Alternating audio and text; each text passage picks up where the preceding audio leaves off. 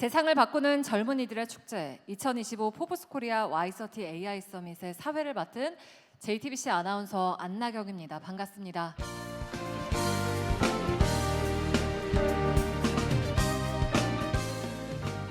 세상을 바꾸는 청춘, 세계를 움직이는 혁신, 포브스 코리아 Y30 AI 서밋. 이번 서밋은 한국의 AI 생태계를 이끌 청년 유망주들을 선정하는 자리입니다. 오늘 수상은 초기 창업 기업의 혁신과 실력을 인정하는 최고의 지표가 될 것이며 정부의 AI 대전환에 동참하는 소중한 기회의 시간이 될 거라고 생각합니다. 오늘 축제의 시간을 갖기 위해서 이렇게 함께해 주신 많은 여러분들께 진심으로 환영의 말씀 드리겠습니다. 특히 오늘 이 자리에는 선정자들의 이야기를 듣기 위해서 많은 젊은 청중과 또 서포터 여러분들이 함께하고 있습니다. 한국을 대표하는 AI 차세대 리더들은 각 분야에서 어떤 노력을 기울이고 또 어떤 성취를 이루어 왔을까요? 그리고 어떻게 세계로 뻗어가고 있을까요? 오늘 서밋에 참석한 많은 분들이 20대 청년들이신데 오늘 이 자리에서 다 함께 큰 영감을 얻어갈 수 있기를 바라겠습니다. 또 행사 후반부에는 경품 추첨 행사도 있다고 합니다. 끝까지 참여하셔서 꼭 받아가시기 바랍니다. 자, 그럼 지금부터 2025 포브스 코리아 Y30 AI 서밋을 시작하겠습니다.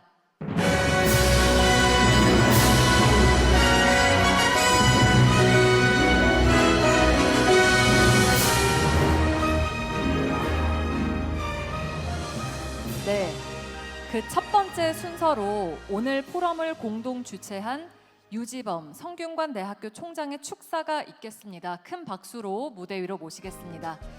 유지범 총장은 반도체, AI 등 첨단 기술 분야의 교육 혁신과 산학 협력 강화에 앞장서며 성균관대학교를 대한민국을 대표하는 미래 기술 중심 대학으로 이끌고 있습니다.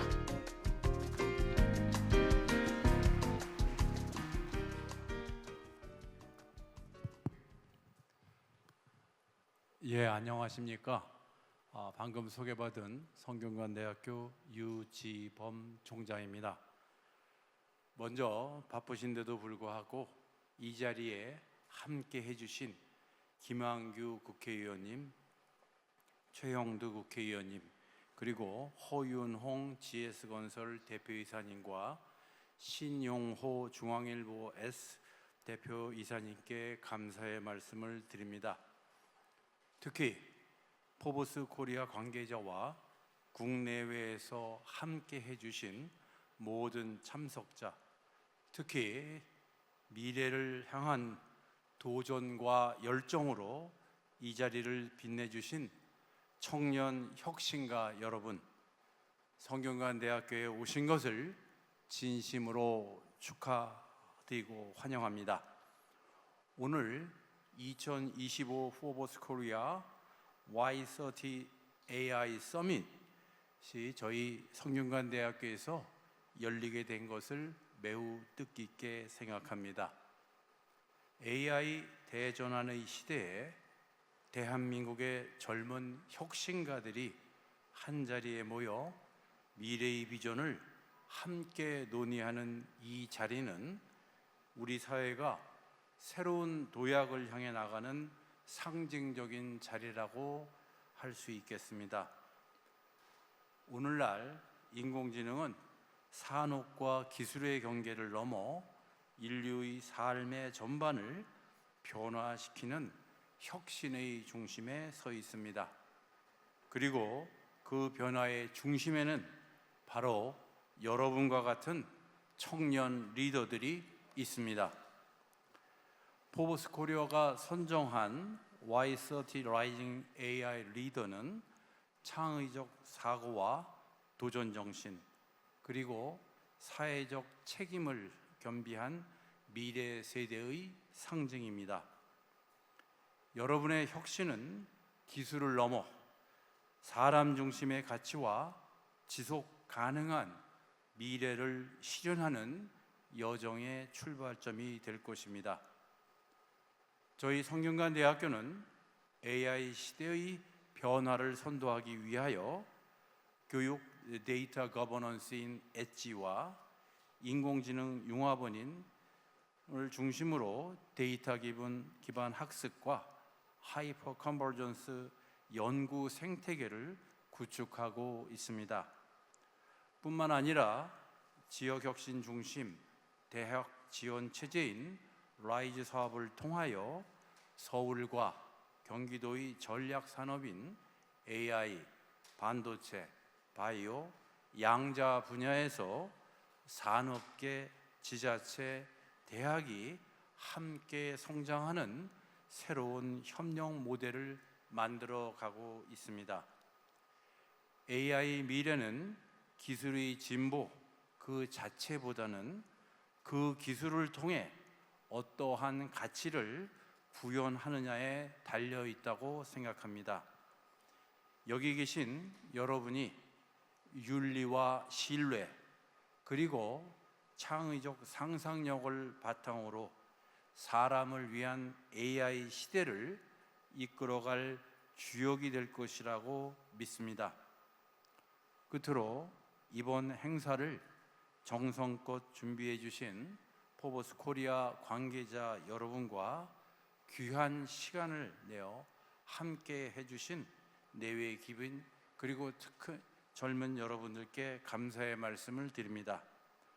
오늘 이 자리가 대한민국이 글로벌 AI 강국으로 도약하는 또 다른 새로운 출발점이 되기를 진심으로 기원합니다.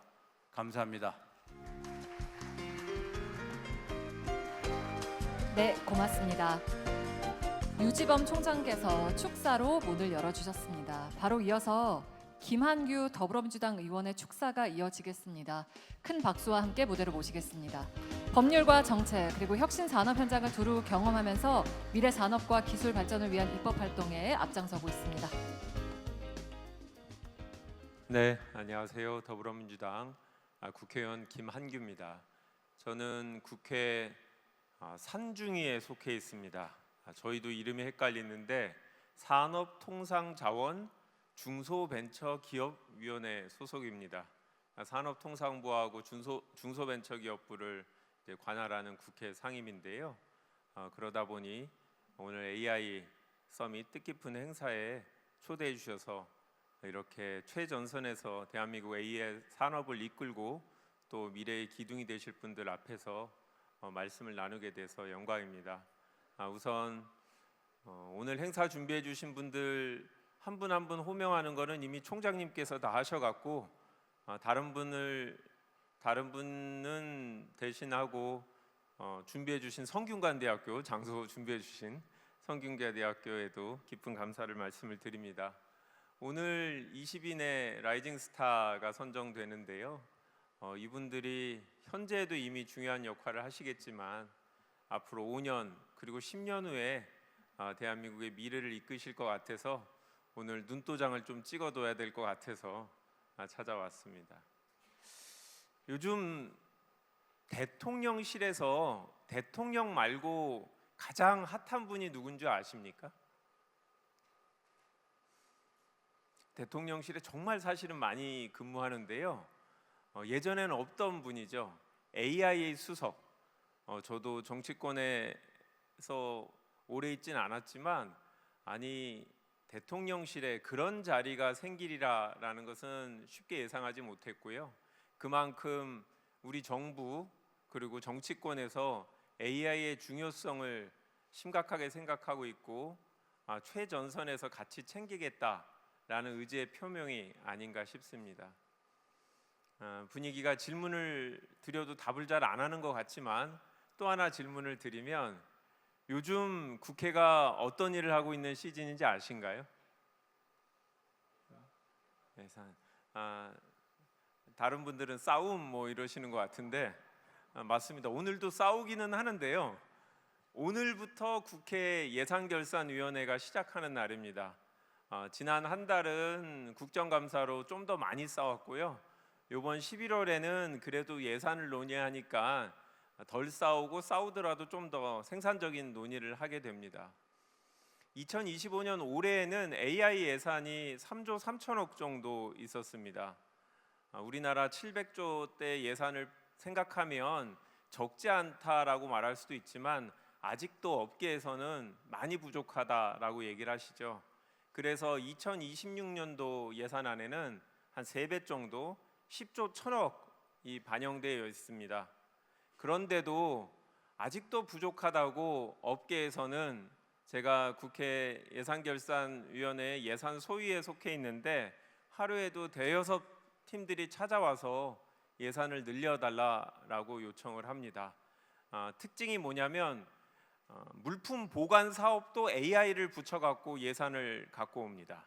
그러니까 모든 예산에 다 AI를 붙이니까 옥석을 구별하기가 참 어렵습니다.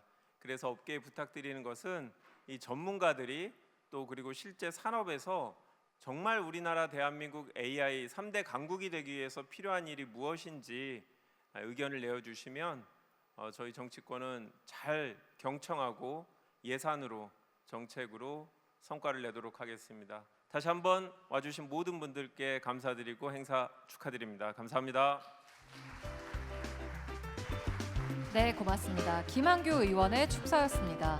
자, 바로 이어서 최형도 국민의힘 의원의 축사가 있겠습니다. 박수와 함께 무대로 모시겠습니다. 언론과 정책 현장을 두루 경험하면서 국가 미래 전략과 과학기술 발전을 위해 힘써오고 있습니다. 예, 국회 과학기술정보방송통신위원회 한때는 여당 간사, 탄핵국민에서는 2당 간사, 지금은 야당 간사하고 있는 최형두입니다. 오늘 이 자리에 제가 존경하고 너무 좋아하고 우리 국회에서 가장 인텔리전트한 김한규 의원님과 함께 초청받아서 더 큰 영광입니다. 우리 신용호 대표의 특별한 배려에 감사드립니다. 그리고 무엇보다도 오늘 라이징 스타로 선발되신 20분의 우리 혁신가들, 우리 대한민국의 AI와 대한민국의 경제, 미래를 이끌고 날 지도자들과 함께 이 자리에서 만나게 돼서 영광입니다. 그리고 김한규 의원이나 저하고는 미국에서 잠깐 어느 학교에서 머문 적이 있었는데 제가 그 학교에서 들어보니까 우리 성균관 대학교는 하버드 대학보다도 오래되지 않았습니까? 지금 하버드 대학의 그 졸업식 때 있는 복식이 옛날에 성균관 사진을 보고서 착안했다는 그런 썰이 있습니다. 그 성균관 대학교에 우리 유범 총장님과 함께 뵈어서도 영광입니다. 또 하나 우리 이 행사를 또 후원해 주신 GS의 우리 허윤용 대표님께도 감사드립니다. 최근에 미중 정상회담이 열렸습니다만 저는 여의도에서 이렇게 아파트 구경을 하면서 참 재미있는 풍경을 봅니다. 트럼프 아파트하고 시진핑 아파트가 여의도에 나란히 있습니다.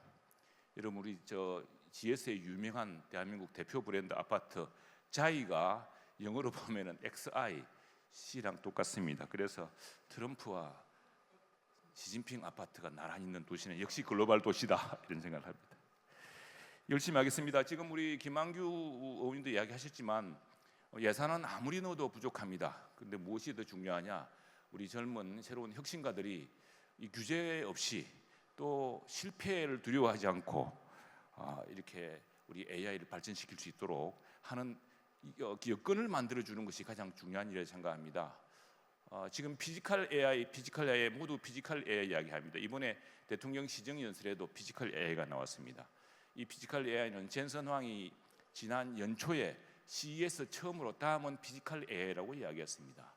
메타의 수석 AI 과학자인 얀 르쿠는 이걸 월드 모델이라고 이야기합니다. LLM의 시대를 지나서 이제 월드 모델, 피지컬 AI, 오늘도 피지컬 AI 분야를 통해서 라이징 스타로 선발된 분이 많았는데 이 국회가 많이 싸우기도 하지만 이 피지컬 AI를 만들어서 관철시킨 것도 국회입니다. 저도 그 중에 한 사람입니다. 오늘 우리 20분의 라이징 스타는 우리가 아침마다 국회에서 하는 초당파적인 AI G3 전략 포럼이라는 곳이 있는데 거기 한번 초청하겠습니다.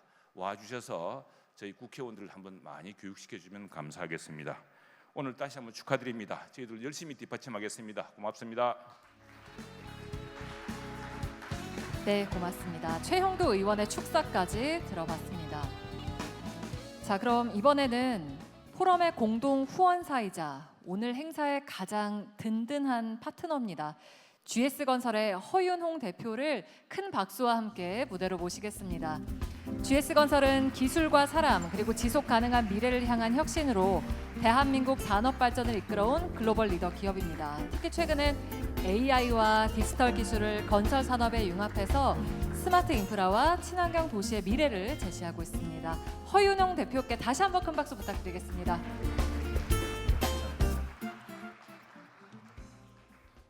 네, 안녕하십니까.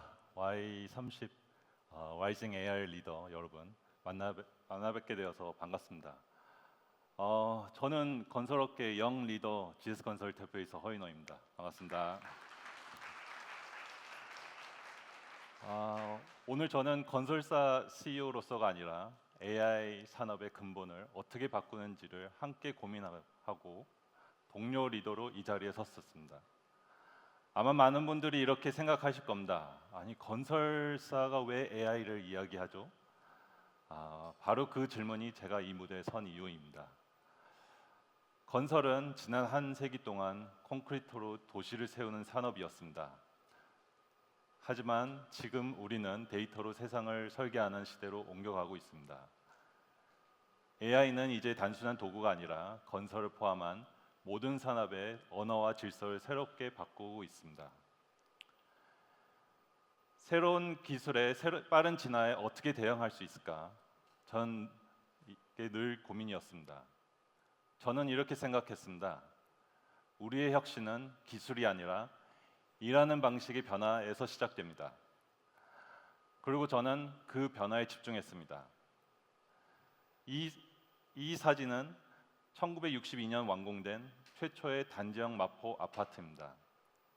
그리고 이 오른쪽은 올해 6월 GS건설이 잠원동에 시공한 메이플 자이 아파트입니다. 60년의 시간이 흐르며 건설의 기술은 눈부시게 발전했습니다. 공법, 자재, 설비 모든 것이 달라졌죠. 친환경 기술, 에너지 효율, 디자인 경쟁력까지 세계 최고의 수준이라 자부할 수 있습니다. 하지만 한 가지 여전히 변하지 않은 것이 있습니다. 바로 일하는 방식입니다.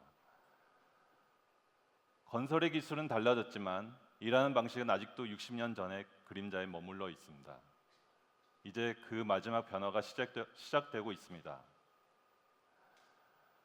1995년 건설을 대표한 단어는 철근, 시멘트, 콘크리트, 아파트였습니다.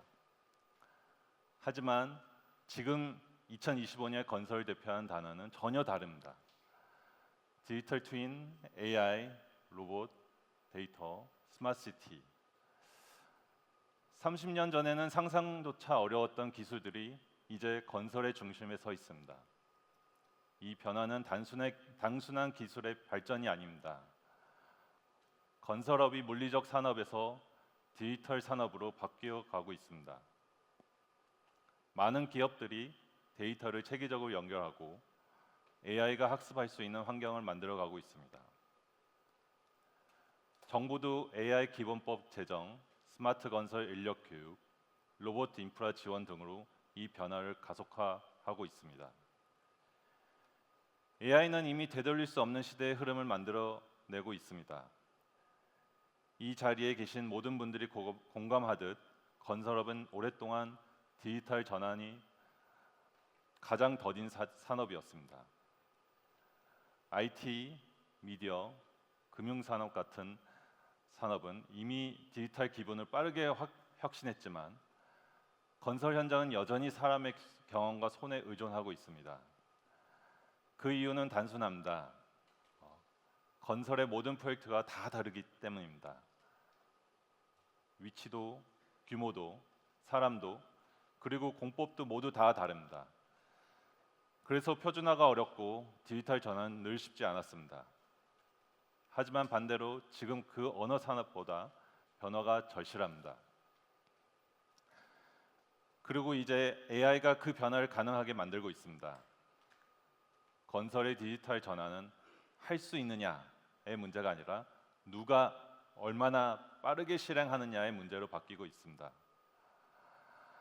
AI의 도전은 기술이 아닌 리더십에서 시작됩니다. AI의 등장으로 모든 것이 바뀌고 있습니다. 우리가 짓는 것은 더 이상 단순한 건물이 아닙니다. 사람의 삶을 움직이는 시스템이며 그 시스템은 AI의 언어로 다시 설계되고 있습니다. 하지만 이 변화의 중심에는 기술이 아닌 변화를 이끄는 리더의 결단과 방향이 있습니다. 그래서 저는 오늘 AI와 리더십의 이야기를 나누려 합니다. GS건설은 종이로 일하지 않습니다. 우리는 디지털 협업 툴을 통해 모든 임직원의 협업과 정보 공유 방식을 완전히 바꿨습니다. 이 변화는 단순한 툴의 도입이 아니라 지식이 흐르고 연결되는 새롭게 일하는 문화의 출발점이었습니다.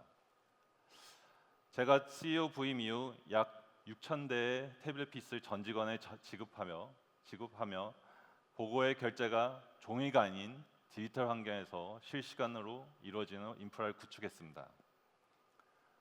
덕분에 현장과 본사가 끊임없이 연결되고 의사결정의 속도와 정확도가 눈에 띄게 향상되었습니다. 또한 문제를 문제라고 말하지 않은 것이 문제다라는 철학 아래 신속 보고 체계를 통해 누구나 안전과 품질 이슈를 쉽고 빠르게 보고할 수 있는 열린 소통의 기반을 만들었습니다. 되돌아보면 이 모든 변화들이 결국 AI를 받아들일 수 있는 디지털 DNA를 만드는 과정이었다고 생각합니다. 저는 조직의 변화는 리더의 일관된 메시지에서 시작된다고 생각합니다. 하지만 처음부터 이 모든 과정이 쉽지만은 않았습니다.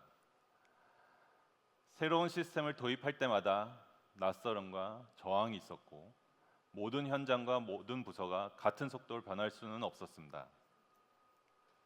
하지만 한 가지 원칙만은 지켜왔습니다. 저는 어떤 어려움과 저항 속에서도 디지털 전환은 선택이 아니라 생존이라고 생각합니다. 이 메시지를 지속적으로 강조했습니다. 그 일관된 방향성이 있었기에 결국 변화를 이룰 수 있었습니다. 이러한 여정 속에서 기술보다 중요한 것은 사람의 변화라는 것을 깨달았습니다. 단순히 시스템을 효율적으로 개선하고 새로운 툴을 도입하는 것뿐만 아니라 일하는 방식과 생각하는 문화를 바꾸는 것, 그것이 우리가 추구한 혁신의 방향성이었습니다.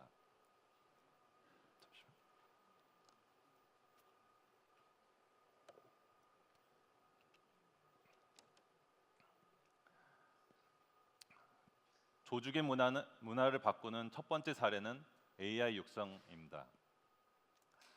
AI는 일부 전문가의 전유물이 아닙니다. 모든 직원이 AI를 자신의 일에 자연스럽게 활용하는 것. 저는 그것이 바로 진정한 AI 전환이라고 믿습니다. 그래서 전 임직원을 대상으로 AI 교육 프로그램을 운영하면서 마이크로소프트 코파일럿과 오픈 AI의 챗GPT를 업무 전반에 도입했습니다. 이와 함께 기술 부서뿐만 아니라 기획, 시공, 안전, 품질 등 모든 조직 구성원 스스로 AI를 통해 문제를 해결할 수 있는 이른바 시티즌 디벨로퍼 육성을 하고 있습니다. 이로써 우리는 AI를 배우는 회사가 아니라 AI로 일하는 회사로 거듭나고 있습니다. 저는 리더십은 지시가 아니라 공감에서 시작된다고 믿습니다. 그래서 매년 새해 시작을 직원과 협력사, 근로자분들이 땀 흘리며 일하는 현장에서 맞이합니다. 부임 이후 지금까지 전국 100개가 넘는 현장을 직접 방문하며 현장의 목소리 듣고 함께 고민을 나누고 있습니다. 또한 안전 동행 조연이 프로젝트를 통해 근로자의 생생한 의견과 제안을 듣고 그것을 개선하여 안전한 현장을 만들어가고 있습니다. 이러한 활동들을 통해 일관된 메시지를 일선 리더와 구성원들에게 직접 전달하는 중요한 루트가 되고 있습니다. 또한 수평적 소통을 확산하기 위하여 다양한 시도를 했습니다. 현장 직원 가족들을 초청해 직접 의견을 들었고 익명으로 의견을 제시할 수 있는 플랫폼 호칭 통일을 통해 누구나 편하게 이야기를 할 수 있는 분위기를 만들었습니다. GS건설은 서로를 존중하고 배려하는 조직 문화 속에서 성장하고 있습니다. 이러한 노력들이 디지털 전환과 결합하여 회사를 근본적으로 바꾸는 힘이 되고 있습니다.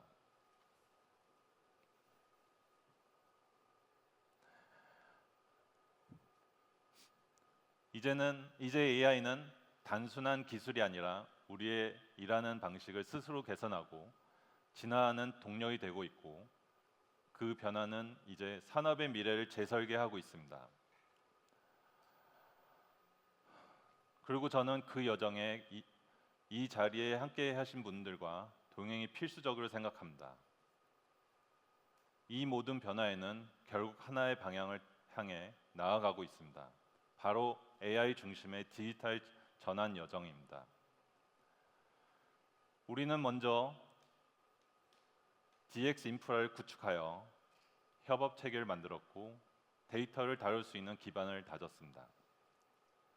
그 다음 AI를 현장에 적용해 실제 업무 방식을 바꿔 시공, 안전, 품질 등 여러 영역에서 눈에 띄는 변화를 만들었습니다. 이 변화를 전사에 확산시켜 모든 임직원이 AI 업무의 일부이자 동료로 생각하게 되었습니다.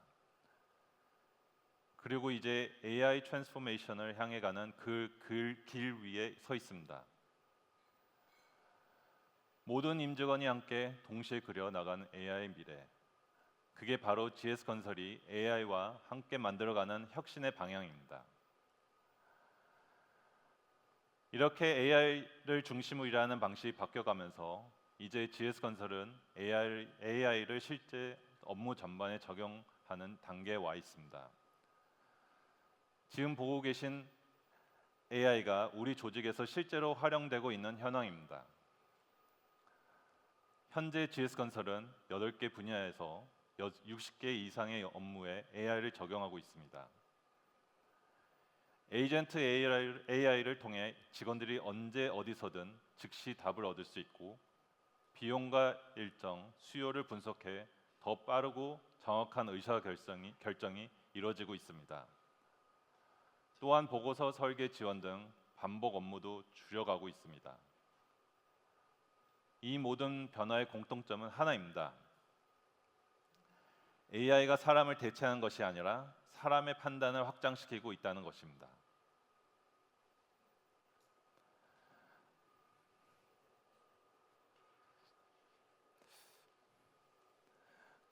건설의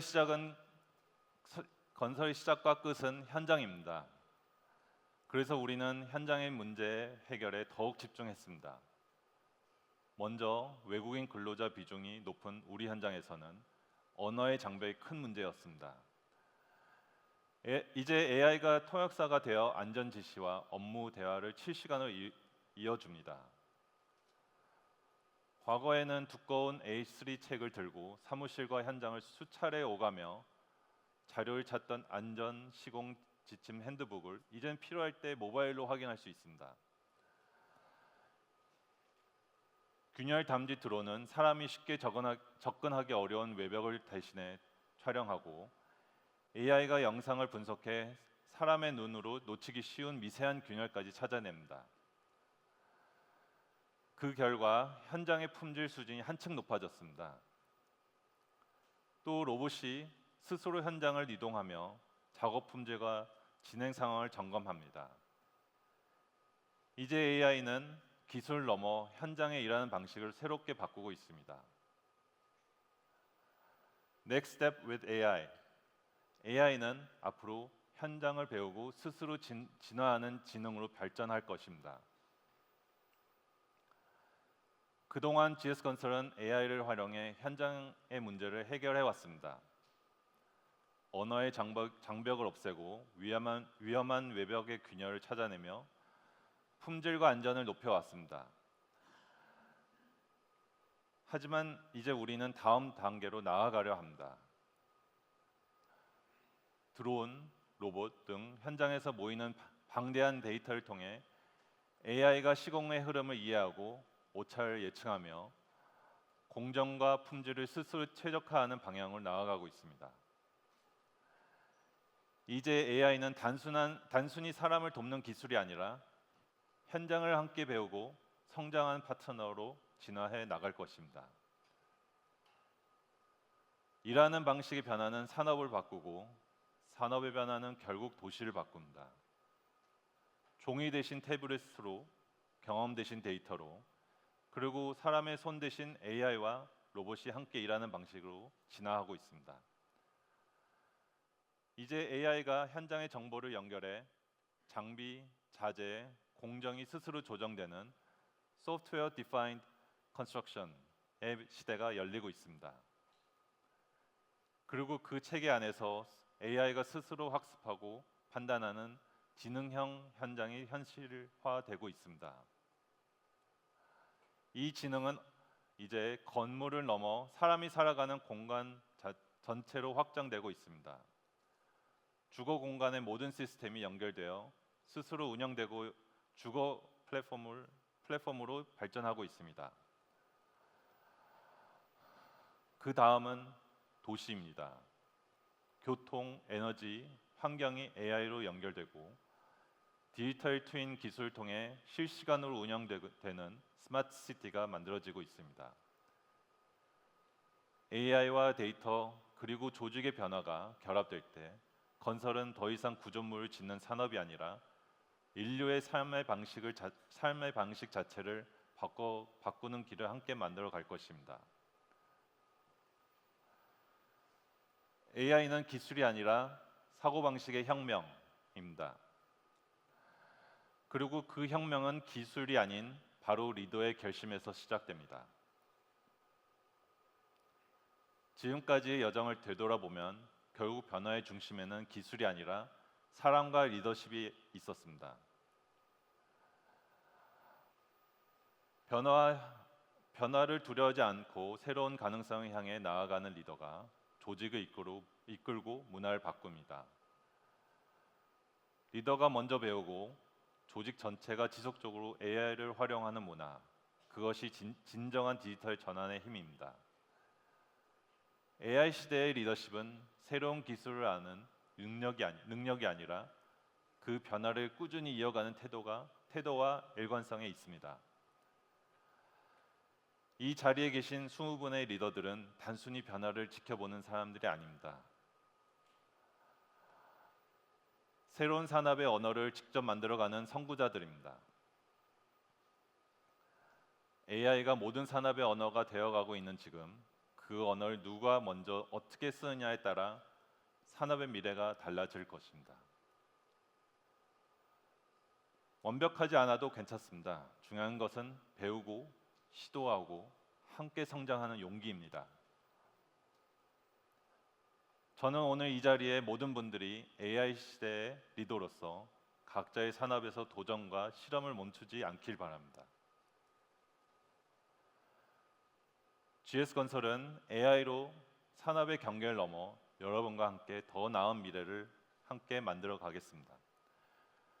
여러분의 도전과 리더십을 진심으로 응원하며 끝까지 함께 걷겠습니다.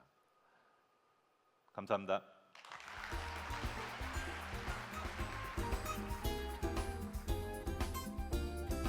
네, 고맙습니다. 허윤홍 GS건설 대표의 기조 연설이었습니다.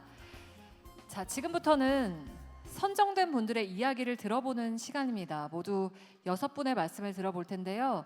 이 선정자 모든 분들의 이야기를 들을 수 있으면 더 좋겠지만 시간 관계상 관심이 높은 분야에 계신 분들을 모셨습니다. 먼저 최명수 노타 대표를 무대로 모시겠습니다. 큰 박수로 환영해 주시기 바랍니다. 고성능의 AI 거대 모델을 누구나 어떤 디바이스에서든 효율적으로 사용할 수 있도록 돕는 AI 경량화, 최적화 관련 원천 기술을 확보했고 현재 미국 법인을 설립하고 두바이 시장까지 진출하고 있습니다.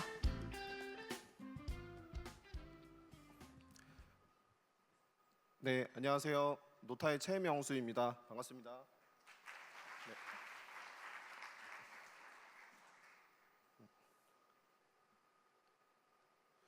네. 우선 이런 귀한 자리에 제가 자리할 수 있도록 선정해 주시고 또 이렇게 많은 응원해 주신 모든 분들께 진심으로 감사드립니다. 제가 오늘 말씀드릴 내용은 사실 뭐 저희 회사에 대한 내용도 있지만 이제 또 많은 분들이 게다가 또 학생분들도 많이 오신 만큼 이 산업에서 이 저희가 가지고 있는 기술, 이 AI 경량화, 최적화라는 기술이 왜 중요하고 어떤 것인지에 대해서 좀 설명드리고 그 다음에 이런 기술이 이 AI 산업이 발전하는데 왜 중요한지에 대해서 좀 상세히 말씀드리려고 합니다. 근데 시간이 그렇게 많지 않아서 이제 이 기술과 배경 그리고 그 다음에 그에 대한 적용 사례 이런 것들 위주로 좀 말씀을 드려보겠습니다. 네.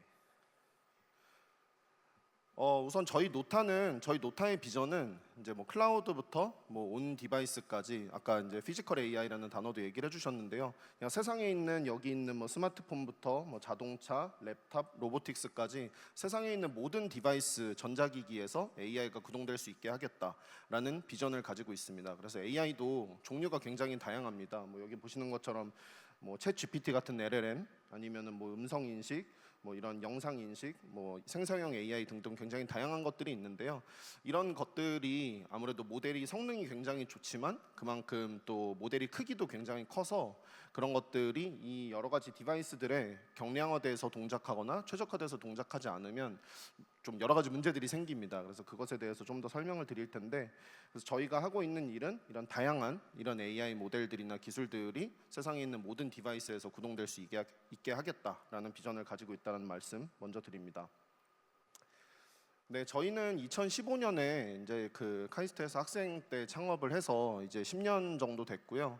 이제 이번 주 월요일이었던 11월 3일 날 코스닥에 상장을 했고 이제 바로 어제 이제 시장에서 저희가 1조 이상의 기업인 유니콘이 되었습니다. 그래서 정말 많은 관심을 가져주셔서 굉장히 감사드리고 또 아까 정부에서도 그렇고 또 지금 증시가 굉장히 많이 좋아서 뭐 사실 저희가 열심히 한 것보다도 더 많은 관심을 받았는데요. 굉장히 감사드린다는 말씀도 다시 한번 드립니다.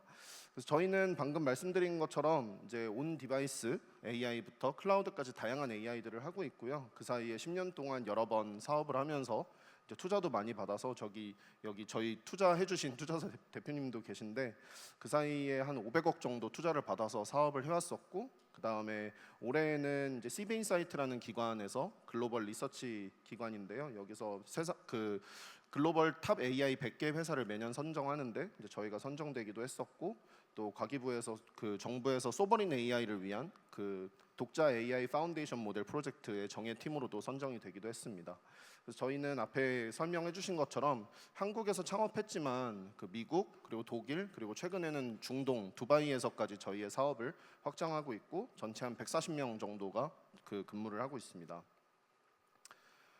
네, 저희는 두 가지의 사업을 하고 있는데요. 먼저 이 네츠프레소 플랫폼이라는 사업이 하나 있고 네츠프레소 솔루션이라는 사업이 있습니다. 그래서 이 네츠프레소 플랫폼이라는 사업은 아까 뭐 여기 보시는 것처럼 이제 개발자들이 쓰는 도구예요. 그래서 AI 개발을 하는 개발자들이 쓰는 도구인데 어떤 디바이스 안에 이제 AI 모델을 경량화하고 최적화할 때 쓰는 도구로서 저희가 개발자들이 쓰는 도구를 반도체 회사들에게 판매를 하고 있습니다. 그래서 뭐 삼성전자도 저희의 고객이고 뭐 영국의 암이라는 반도체 IP를 설계하는 회사, 일본의 르네사스라는 자동차에 들어가는 반도체 회사 이런 기업들도 다 저희의 고객이고요.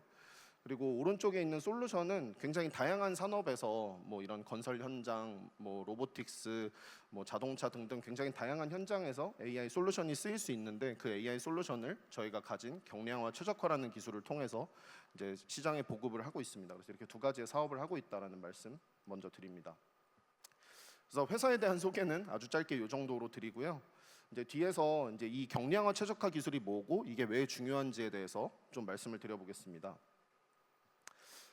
아마 앞에 허 대표님께서도 잘 말씀을 해주셨고 또 총장님께서도 잘 말씀해주신 것처럼 뭐 제가 더 설명하지 않아도 세상에 이미 AI가 굉장히 많이 보편화되고 있고 또 우리 일상에 많이 스며들어 있다라는 것을 많이 알고 계실 겁니다. 그리고 앞으로도 더 늘어날 것이고요. 그런데 제가 앞에서 잠깐 말씀을 드렸던 것처럼 이 AI 모델이 지금 여기 그래프 한쪽이 잘 안 보일 수도 있는데 빨간색 그래프가 사실은 같이 있거든요. 근데 이 AI 모델이 성능이 굉장히 많이 좋아져서 우리가 많이 쓰고 있는데 이 AI 모델이 성능이 되게 좋아지는 만큼 모델의 크기도 많이 커지고 있어요. 그래서 여기 그래프를 보시면 이 X축에는 그 이제 시간, 연도를 나타내는 그래프이고 Y축은 이 모델들의 크기를 나타내는 것인데요. 이 밑에서부터 위에까지 이렇게 빨간색 점들은 AI 모델의 크기, AI 모델들을 나타내는 것입니다. 그래서 제일 앞에 있는 트랜스포머라는 모델부터 저 트랜스포머 그리고 뒤에는 이제 GPT, 챗GPT에 들어가는 GPT의 제일 끝에 T가 트랜스포머입니다. 그래서 저 트랜스포머라는 모델이 나오면서 모델의 크기도 되게 커지고 우리가 이제 생성형 AI도 많이 쓰게 됐는데요. 이렇게 왼쪽 위에 보시면 그 AI 모델의 크기는 그래서 매 2년마다 400배 이상씩 모델이 커지고 있어요. 모델의 크기가 굉장히 커지고 있죠. 근데 이 AI 모델은 그 디바이스 위에서 그 디바이스가 뭐든 간에 디바이스 위에서 반도체 안에 있는 메모리에서 AI 모델이 구동이 됩니다. 근데 그 메모리의 크기도 그럼 계속 커져야 될 텐데 모델이 크기가 커지는 만큼 근데 반도체 메모리의 크기는 매 2년마다 2배씩 성장을 하고 있어요. 그러다 보니까 계속해서 메모리가 성장하는 것보다 소프트웨어 즉 모델의 크기가 훨씬 커지는 거죠. 그래서 그 모델이 커지는 그 속도를 따라잡기가 좀 어렵다 보니까 어떻게 하면 이런 하드웨어적인 변화를 주지 않으면서 소프트웨어적으로 이런 더 좋은 성능의 더 큰 AI 모델을 쓸 수 있을까 이런 것들을 고민하다 보니까 이 경량화 그리고 최적화라는 단어가 나오기 시작을 했습니다. 즉 하드웨어적인 변화를 주지 않고 소프트웨어적으로 모델을 조정하는 거죠.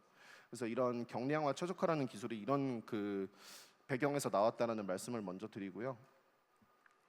그리고 경량화 최적화라고 제가 중요하다고 얘기는 하고 있는데 이게 실제로 어떤 프로세스에서 적용되는 건지 좀 간단히 말씀을 드리려고 합니다. 이 위쪽에 보시면 뭐 AI, 뭐 머신러닝 뭐 이런 거 요즘에 많이 들어보셨고 이제는 워낙 많이 들어보시다 보니까 어떤 AI라는 것이 어떤 데이터를 가지고 모델을 학습한다라는 것은 많이 알고 계실 것 같아요. 그리고 그 학습된 모델을 사용을 하는 건데 이 경량화랑 최적화라는 과정은 그럼 거기서 어디에 해당을 할까를 좀 설명을 드리려고 합니다.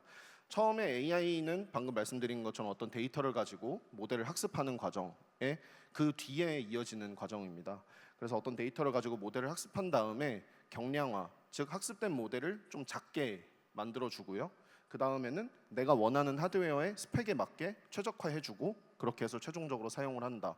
이렇게 이해를 해주시면 좋을 것 같습니다. 그래서 다시 정리하면 어떤 모델을 잘 만들고 그 다음에 만들어진 모델을 좀 작게 잘 줄여서 즉 경량화해서 내가 원하는 하드웨어 스펙에 맞게 최적화를 한다. 이렇게 이해를 해주시면 좋을 것 같습니다.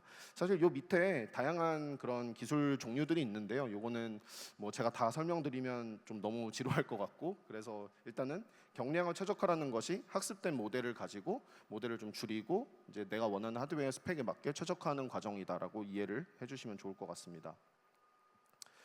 그리고 온디바이스 AI라는 것, 뭐 피지컬 AI도 사실은 많이 거기에 해당하는 또 비슷한 단어기도 한데요. 온디바이스 AI라는 단어도 많이 들어보셨을 겁니다. 사실 저희가 쓰고 있는 스마트폰에서 음성 인식, 뭐 최근에는 LLM 같은 이런 서비스들도 온디바이스로, 그러니까 서버나 클라우드 없이 구동이 많이 되고 있는데요. 이런 온디바이스 AI가 최근에는 굉장히 많이 각광을 받고 있고, 뭐 스마트폰부터 뭐 자동차, 드론 그리고 뭐 랩탑 이런 다양한 디바이스 위에서 AI가 구동되는 것들의 수요가 굉장히 많이 늘어나고 있습니다. 그런데 아마 그 반도체 분야를 아시는 분들은 좀 어느 정도 들어보신 단어일 수도 있는데 뭐 학습과 추론 아니면 뭐 데이터 센터와 엣지 뭐 이런 단어들을 들어보셨을 수도 있습니다. 그 학습이라는 것은 아까 말씀드린 것처럼 어떤 데이터로 모델을 만드는 과정이고 추론이라는 것은 그 만들어진 모델을 실제로 사용하는 것이라고 볼 수 있고요.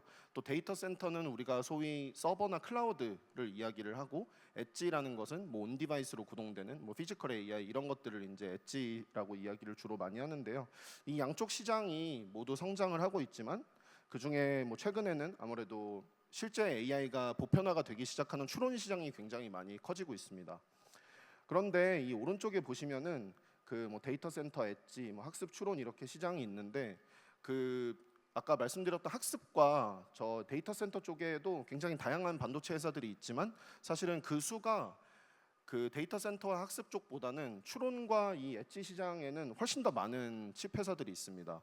뭐 학습과 그 데이터 센터 쪽에는 많이 알고 계시다시피 엔비디아라는 기업이 뭐 저희 파트너사이기도 한데, 이 엔비디아라는 기업이 사실상 거의 모든 시장을 그 잡고 있고, 근데 엣지나 이 그 인퍼런스 쪽, 즉 추론 쪽 시장에서는 굉장히 다양한 그 반도체들이 실제로 사용이 되고 있고요.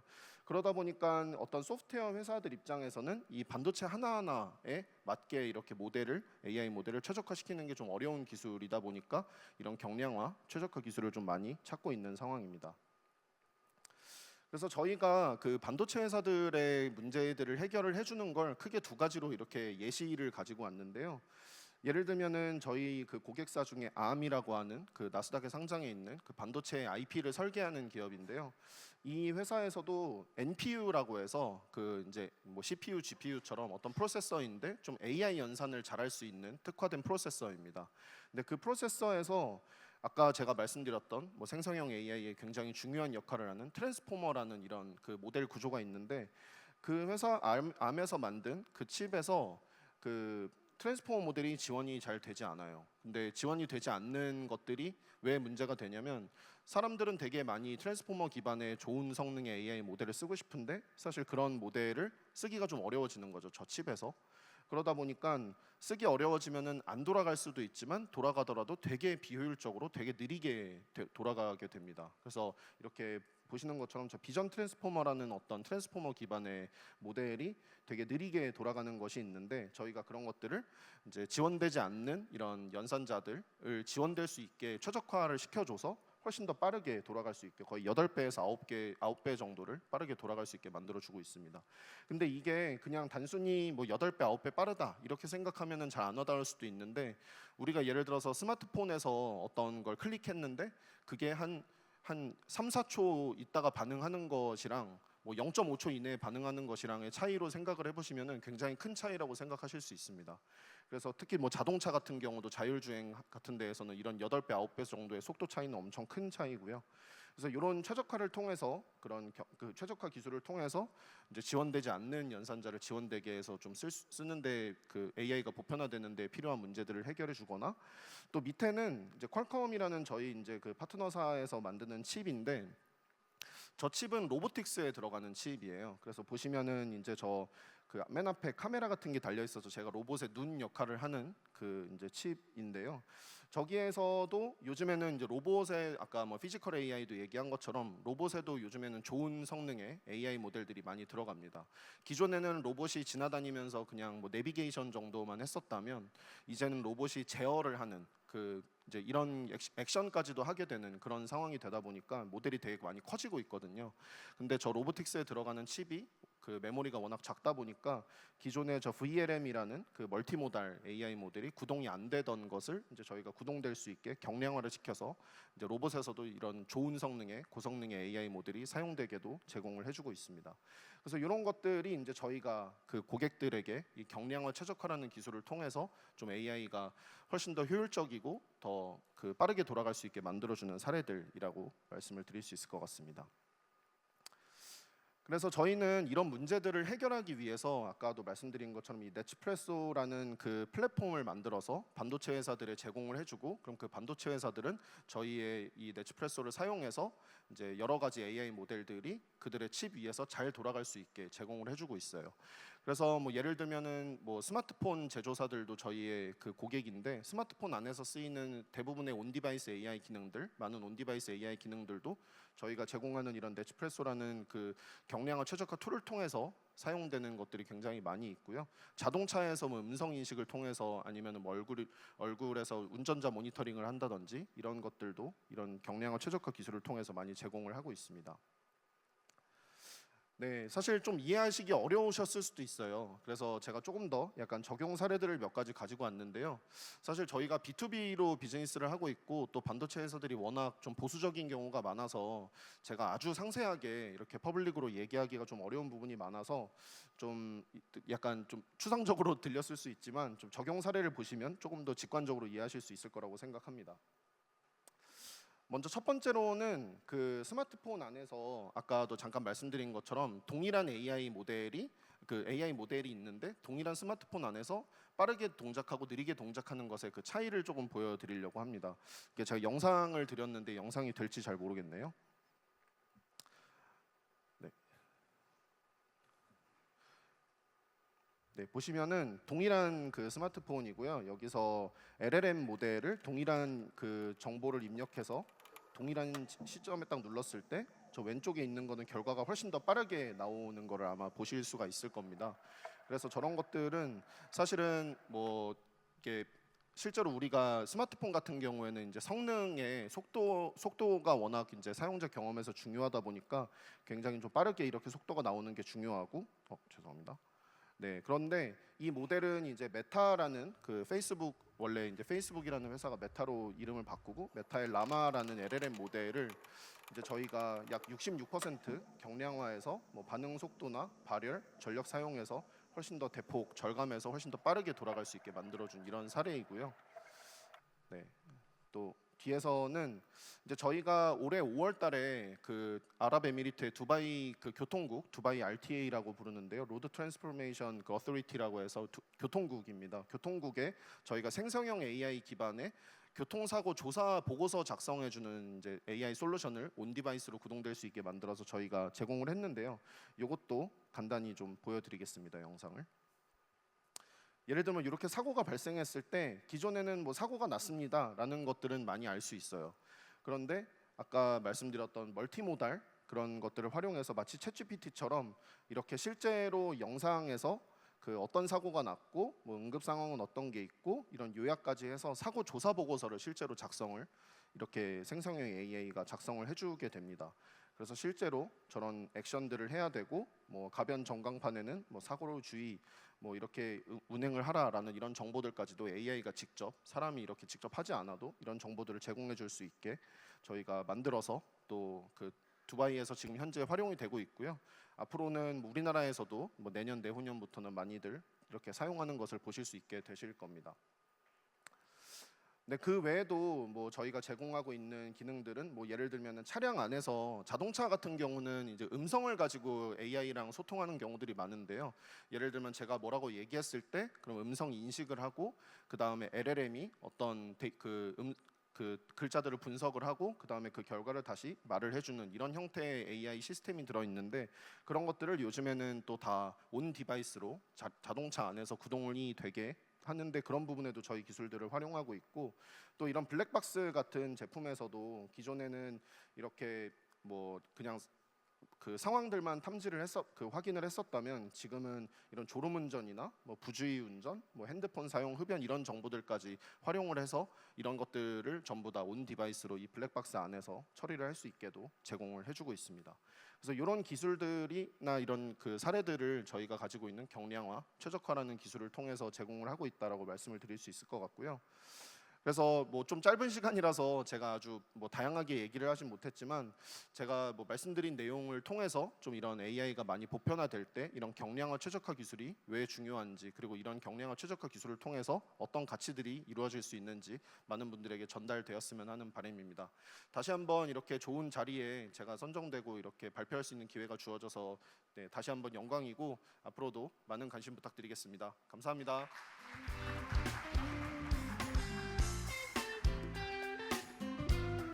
네, 고맙습니다. 자, 바로 이어서 이번에는 해양 재해 예측하는 AI 설계라는 주제로 말씀을 해주실 김현동 올드 도미니언대 교수를 무대로 모시겠습니다. 큰 박수로 환영해 주시면 감사하겠습니다. 해양공학 연구를 AI 학습과 디지털 트윈을 결합하여 설계와 정책 결정까지 연결되는 종합적 모델을 구축했으며 국제수상교통시설협회의 아시아 최초이자 최연소 임원으로 선출돼서 활동하고 계십니다. 네, 안녕하십니까. 저는 미국 올드 도미니언 대학교라고 버지니아에 있는 대학교에서 지금 토목 환경공학과에서 교수로 재직하고 있는 김현동 교수라고 합니다. 반갑습니다. 오늘 이렇게 영광스러운 자리에 초청이 되어서 미국에서 날라왔습니다. 제가 한국말로 이렇게 강연을 하는 것이 진짜 오랜만이라서 제가 잘할 수 있을지 모르겠습니다. 제가 한번 노력을 해보도록 하겠습니다. 오늘 주제는 제가 AI로 바다를 예측하다, 해양 재해 대응의 새로운 언어라고 한번 주제를 잡아보았습니다. 네, 사진을 준비를 해보았는데요. 여러분 보시는 사진은 플로리다라는 미국의 남부의 사진입니다. 남부에 이제 멕시코 비치라는 곳인데요. 오른쪽에 있는 똑같은 사진, 똑같은 곳입니다. 근데 오른쪽은 멕시코 비치가 이제 허리케인 마이클이라는 것을 겪기 전, 그리고 왼쪽은 마이클 허리케인을 겪고 난 후의 모습입니다. 어떻습니까? 아주 심각하죠. 그래서 골조 외에는 모든 것들이 날아간 모습을 보실 수 있습니다. 저희는 근데 허리케인 같은 이런 자연재해는 저희가 막을 방법이 전혀 없습니다. 그렇지만 우리는 이러한 자연재해를 통제할 수는 없지만 이런 인명피해와 같은 것들은 경험을 통해서 이제 예측을 통해서 우리가 좀 방지할 수는 있다. 인명피해를 최소화할 수는 있다. 그리고 그 예측은 인공지능이 어느 정도 역할을 할 수 있다라는 것을 제가 말씀드리고 싶어서 이 사진을 준비해 보았습니다. 그리고 또 이제 여러분들께 오프닝 질문으로 왜 우리는 근데 여기서 제가 시작하기 전에 혹시 기상청 나는 한 번이라도 기상청을 욕해 본 적 있다 하시는 분? 아유, 너무 많은데요. 근데 사실은 기상청이 아주 고도화된 기술을 사용하시는 거 아시나요? 정말 고도화된 기술을 사용하는데도 불구하고 우리가 와닿지 않는 부분이 있습니다. 근데 그런 부분들의 그런 갭을 메꿔주는 것이 바로 AI라고 저는 생각을 합니다. 그래서 우리는 근데 와닿지 않는 부분, 왜 아직까지도 그런 부분들이 예측이 어려운가? 그 고도화된 현재까지 AI가 적용되기 전에도 고도화된 기술인데도 불구하고 해안 침식이라든가, 혹시 해안 침식이 뭔지는 아시나요? 제가 너무 학문적인 부분이라서 잘 모르시는군요. 그 해안 침식이라는 것은 이제 바다에 그 모래가 유실되는 것을 해안 침식이라고 하는데요. 이제 그 해안 침식도 자연재해라고 볼 수 있겠습니다. 그래서 해안 침식이라든가 태풍이라든가 뭐 이런 자연재해들, 이런 자연재해들이 예측이 어려운 것은 우리가 복합적인 메커니즘 때문입니다. 그래서 우리가 수학 방정식으로 아주 쉽게 풀 수 있는 것이 아니라 뭐 해안 침식에는 파도라든가 바람이라든가 조석이라든가 아주 다양한 메커니즘이 있기 때문에 우리가 풀기가 너무 어렵습니다. 그래서 이러한 예측에는 AI가 적용이 되면 좀 더 예측이 수월하다라는 것을 여러분들이 아셨으면 좋겠습니다. 그래서 간단하게 제가 사실 제가 AI만 전공하는 것이 아니라 제 전공 분야는 토목환경공학이고 거기서 또 더 나아가서 해양공학입니다. 근데 왜 인공지능을 제가 공부를 하고 연구를 하는지에 대해서 좀 말씀을 드리자면 일단은 제가 학부는 UCLA라는 미국의 대학교에서 토목환경공학을 공부하고 델라웨어라는 미국의 대학에서 해양공학을 좀 더 심화해서 석사 과정을 공부를 하고 이제 한국의 회사에 입사를 해서 이 배웠던 것들을 갖고선 산업에 뛰어들었습니다. 그러다 보니까 내가 배운 것들로 해결하지 못하는 것들이 상당히 많다라는 것을 느끼게 됐습니다. 그래서 이러한 이제 부분들을 어떻게 해결할 수 있을까라는 것을 고민을 하다 보니까 이 복합적인 메커니즘을 AI라는 것이, 왜냐면 데이터가 너무 많기 때문에 AI라는 것이 좀 해결해 줄 수 있지 않을까라는 생각을 갖고 AI를 좀 더 공부해 보자라고 생각을 해서 제가 오사카 대학교에서 AI 적용을 해서 첫 번째 박사를 받고 또 이거에 대한 이제 이론을 두 번째 박사를 받으면서 산업에서 연구로의 전환, 그리고 또 현장 기반의 시각에서 학문적인 탐구를 연구를 하게 되었고, 또 이제 아시아 그리고 아시아와 미국을 잇는 다리로서의 역할을 하게 되었습니다. 또 그러면 해양공학을 왜 하느냐? 해양공학에 왜 이 인공지능을 적용을 하느냐? 여러분들이 모르실 수도 있겠지만 우리 전 세계 인구의 40%가 이 해안 지역에 거주하고 있습니다. 모르셨죠? 네. 그래서 이 40%의 인구가 해안의 지역에 거주하고 있는데 매년 태풍의 피해를 받고 있는데 우리는 잘 느끼지 못하는 이유는 아주 고맙게도 미안하게도 일본이 우리나라의 방파제 역할을 하고 있어서 아주 몸에 와닿지는 않습니다. 그렇지만 그런데도 불구하고 매년 우리나라도 해안 침식이라든가 태풍의 피해를 조금씩 받고 있다라는 거, 그리고 또 정부가 대응을 잘 해서 우리가 느끼지는 못한다는 거. 하지만 이제 해수면이 상승이 되기 때문에 해안 침식, 해수면 상승, 폭풍 피해는 앞으로도 더 심화가 될 것이라는 것을 여러분들이 아셨으면 좋겠습니다. 그렇기 때문에 이 모든 문제는 도시의 생존이 걸린 문제. 그래서 AI가 적용이 되어서 좀 더 예측을 잘 했으면 좋겠다라는 생각에 AI를 적용을 하였습니다. 그리고 또 그러면 기존 접근에 한계가 있느냐? 네, 맞습니다. 기존 접근에 한계가 있습니다. 그래서 여러분들이 바다를 가시면 그레이 인프라스트럭처라고 그 테트라포드라는 것을 보실 수 있겠습니다. 해변에 가면은 산발이 같이 생긴 게 있어요. 그래서 테트라포드들이 있는데 이걸 그레이 인프라스트럭처라고 합니다. 기존 공학의 구조물 중심의 대응입니다. 근데 또 이제 여러분들이 그 유럽이나 미국에 가시면 이런 테트라포드가 많이 없어요. 일본이나 한국, 뭐 동아시아 뭐 이쪽으로 가면은 이런 것들이 보이지만 미국이나 이런 데는 많이 없습니다.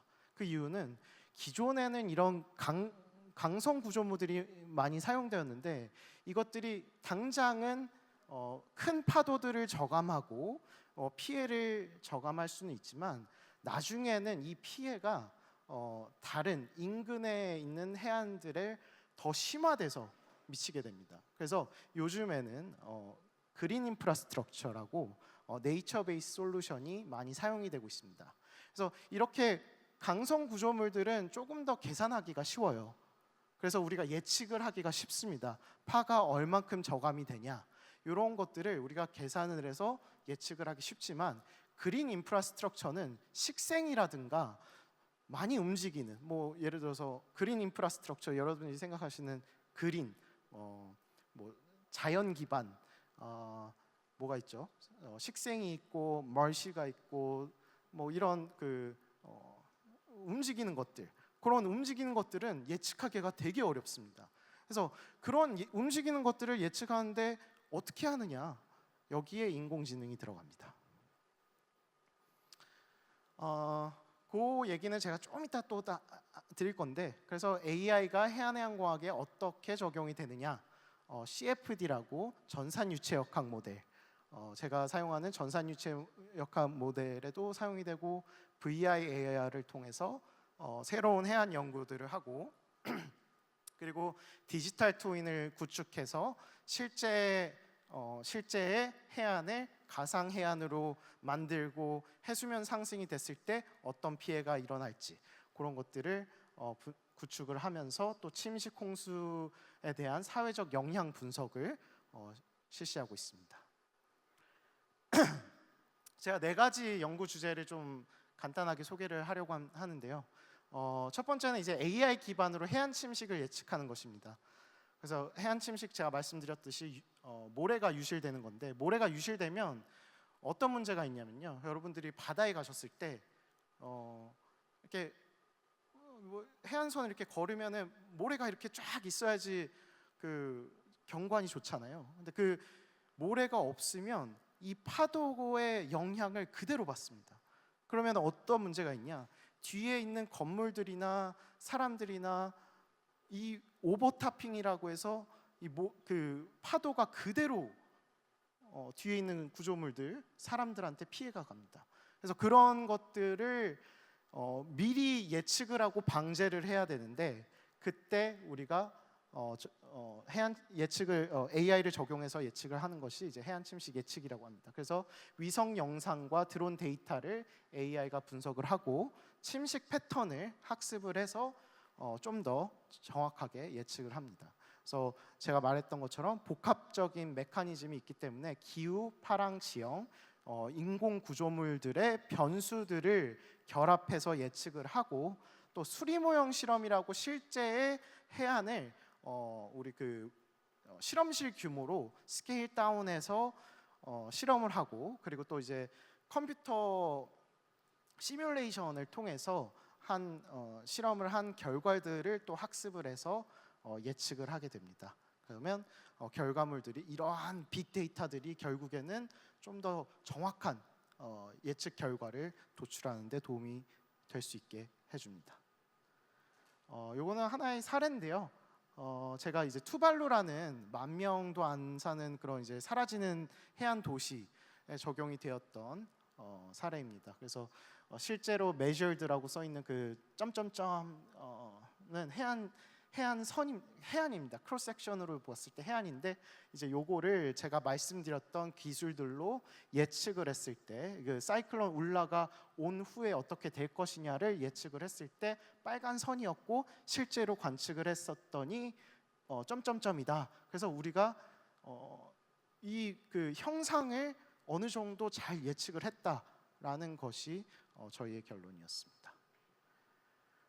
또 요거는 안인 화력 발전소인데요. 안인 화력 발전소의 케이스 B를 보시면 화력 발전소에 파도가 팍 오면은 큰일이 납니다. 그래서 저희가 그 구조물을 설치를 하는데 그 구조물을 설치를 했을 때 침식이 되냐 어떻게 될 것이냐를 위성으로 관측을 한 것을 앞으로 미래에는 어떻게 될 것이냐를 우리가 예측을 한 패턴을 예측을 한 것이 이제 파란색 이 되겠습니다. 그래서 그걸 미리 예측을 하면 이게 이 구조물이 좋다 안 좋다를 미리 저희가 알 수 있습니다.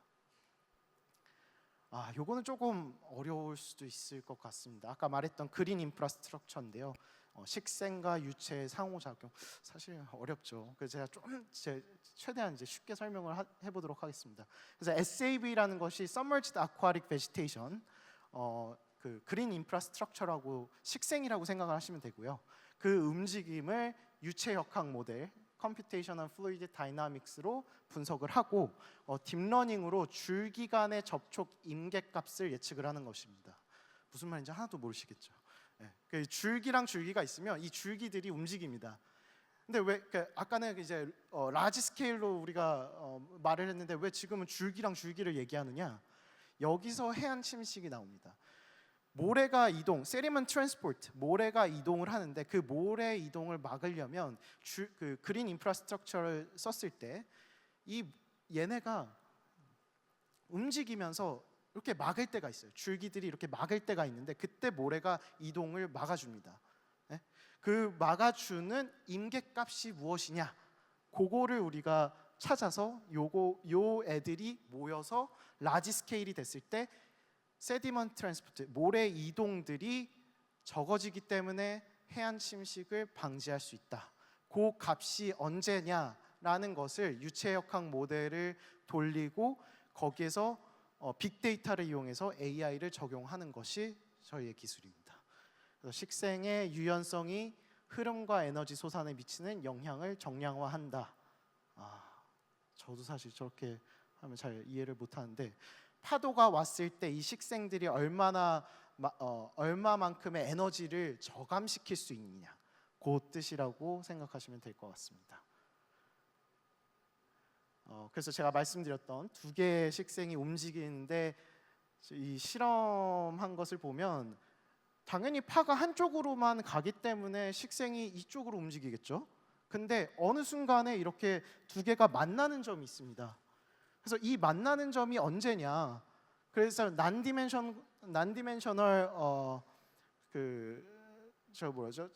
저희가 이때를 알기 위해서 AI를 사용해서 이 값을 임계값을 좀 찾는 그런 연구를 수행하였습니다.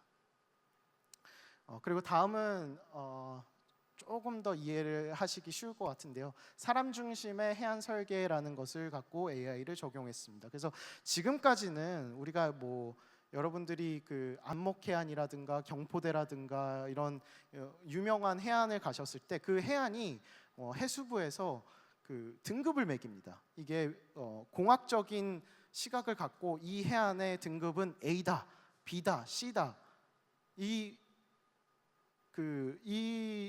저 등급은 공학적인 그 값으로 매겨지는 등급입니다. 근데 우리는 사실 도시 계획이나 관광 전략에 있어서는 우리가 공학적으로 접근하지 않거든요. 여러분들이 공학적으로 이 해안은 침식이 많이 되니까 가지 않아야 되겠다 이러지 않거든요. 이 해안은 아름답기 때문에 가야 되겠다 이런 생각을 하고 가기 때문에 이런 소셜 임팩트 팩터를 좀 추가를 해야 된다라는 점에서 시작한 연구고요. 그래서 보시는 것 같이 한쪽은 끊기네요. 한쪽은 좀 아무것도 없는 그 좀 해안선이 넓은 해안이고 또 다른 한쪽은 해안선이 좀 좁은 해안 폭이 좁은 그런 해안에 있을 때 VR을 끼고서 어떤 감각들이 느껴지는지를 우리가 그 서베이를 하고 그 서베이한 결과값들을 AI가 분석을 해서 어떤 웨이트를 줘서 소셜 임팩트 팩터에 가중치를 줘서 이 평가 지표를 새로 내놓는 것입니다. 내놓는 연구이고요. 그리고 마지막 연구 주제는 제가 시간이 많이 없어가지고 마지막 연구 주제는 지금 프로포저를 쓰고 있는 단계라서 자세하게는 말씀을 못 드리지만 재난 인식 시뮬레이션입니다. 그래서 사이버 피지컬 시스템 기반 폭풍 대응 실험입니다. 이게 무슨 말이냐면 VR을 쓰고 실제로 우리나라에서는 이 폭풍을 대응을 굳이 해야 되나 싶겠지만 플로리다라는 미국의 그 플로리다라는 그 주는요 매년 한 번 이상 폭풍을 경험을 하게 됩니다. 그래서 제가 플로리다 대학교에서 박사를 할 때 매년 10월 달 정도에는 이제 그 폭풍이 언제쯤 온다라고 해요. 그러면은 밖을 이렇게 쳐다보고 있다가 폭풍이 올 것 같으면 화장실에 이렇게 숨어 있습니다. 그게 매년 그 시점에 그렇게 행동을 하거든요. 어디 나가지도 못하고. 그래서 우리는 그리고 매년 인명 피해가 꼭 발생합니다. 나가지 말라고 그렇게 얘기를 하는데도 나가서 인명 피해가 발생해서 이럴 때 우리가 어떻게 대응을 해야 되는지 행동 패턴을 분석을 하자. 그걸 또 AI로 분석을 하자라고 해서 우리가 버추얼 리얼리티 VRAI를 통해서 행동 패턴을 AI로 분석을 하는 것이 지금 제가 하고 있는 연구입니다. 이 밖에도 다양한 AI를 해양에 적용했습니다. 사실 제가 아까 그 회사에서 발표하셨던 것처럼 정말 대단한 기술이 있는 건 아닙니다. 하지만 이제 해양이라는 분야에 정말 그 어떻게 보면 블루 오션이었기 때문에 AI를 적용해서 다양한 연구를 수행한 것들이 그 성과가 인정을 받았던 것 같아서 되게 운이 좋았던 거라고 생각을 합니다. 그래서 제가 이제 한 10년 전에 했던 연구는 수중 드론이 이제 그 바다에 들어가서 쓰레기들을 관찰을 하고 쓰레기일 경우 이 쓰레기들을 콜렉트해서 연안으로 가져오고 쓰레기가 아니고 물고기일 경우 피해가는 그런 이제 기술을 갖고 해커톤에 참가해서 수상을 했던 이력이 있고요. 또 이제 지질 조사에서 AI가 적용돼서 사람이 일일이 분류해야 됐던 것들을 AI가 쉽게 분류할 수 있었던 그 기술이 이제 회사를 다니면서 제가 했던 그런 연구였습니다. 사례 연구가 있는데 시간 관계상 제가 말씀은 못 드릴 것 같고요. 클로징 멘트로 제가 말씀드리고자 하는 것은 예전에는 그 바다를 저희가 어떤 것들을 건설할까, 바다의 구조물 방파제 또 해양 오프쇼어에는 어떤 것들을 건설할 수 있을까를 고민을 하고 하나의 랜드로만 생각을 했었습니다. 하지만 이제는 이 바다가 배움의 장터 그리고 학습 트레이닝의 소스라고 생각이 되고 그리고 그 소스들을 이용해서 앞으로 우리가 인공지능에 아주 좋은 빅데이터가 될 것이라고 생각을 하기 때문에 클로징 멘트로는 미래 해안은 건설되는 것이 아니라 학습될 것이다 라는 말씀을 드리면서 오늘 발표를 마무리하도록 하겠습니다. 감사합니다.